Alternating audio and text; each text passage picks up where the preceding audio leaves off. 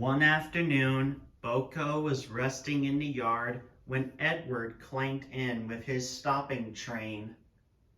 "Are you all right?" he asked. "I'm all right," wheezed Edward. "Something does feel a bit loose, though." "Well, whatever it is, you'll have to go to the works to have it tightened," said his driver. "But what about my evening train?" protested Edward.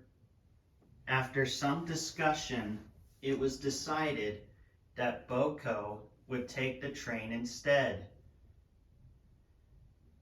As Edward was taken away, he couldn't help feeling as though he'd forgotten something. Nothing to it, purred Boko as he collected his coaches that evening.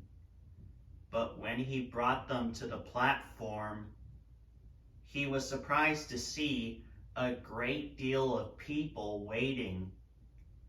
With so many passengers, the station master told Boko to find an extra coach. "Where can I find a spare coach?" he pondered as he moseyed about the yard. Then, in a siding in the far corner of the yard, he saw an old coach sitting by itself.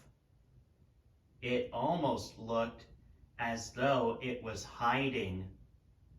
"Perfect," thought Boko. As he went to couple up, the crisp autumn air began to feel cold, and for a brief moment he thought he could hear laughter. "Must just be the wind," he said dismissively, and brought the coach to the platform. The passengers climbed on board, and as the moon shone full overhead, Boko set off down the branch line. As he trundled along, he heard a child laughing and singing merrily in one of the coaches. "Someone's certainly in high spirits this evening," chuckled Boko. The laughter and singing continued for the rest of the journey. Soon, even Boko began to get tired of it. "I do wish that child would keep quiet," he grumbled. But when they arrived at the top station, some of the passengers came to speak to Boko's driver. "There's laughter coming from our carriage," they said, "but we can't figure out who's making the noise." Just then, the driver heard a knocking coming from the coach. He peered inside to see a little girl wearing old-fashioned clothing, and all the doors were locked. Boko's driver pulled and pulled, but not a single door would budge. The little girl continued to sing and laugh without a care in the world.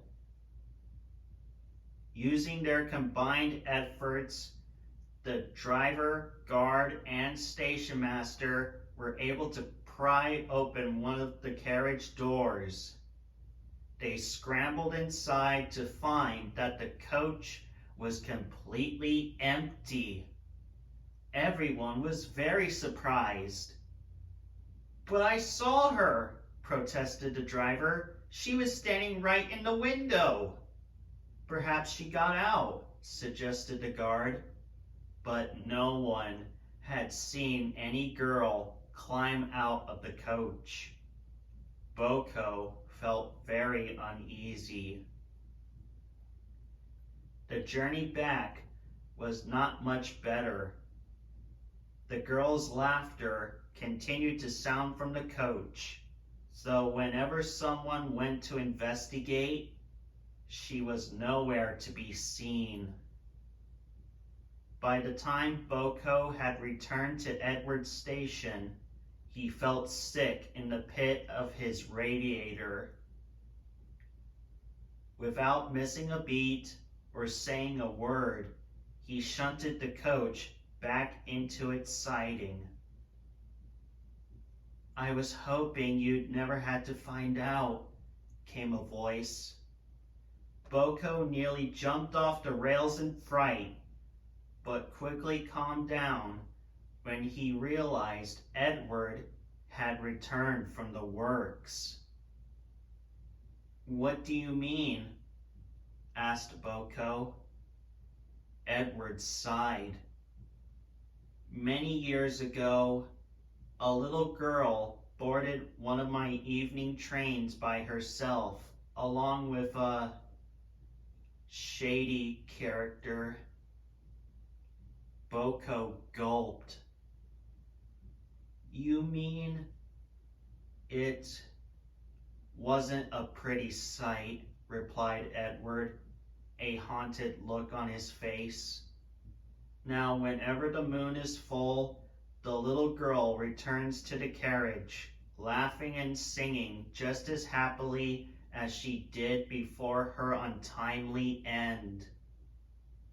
He paused.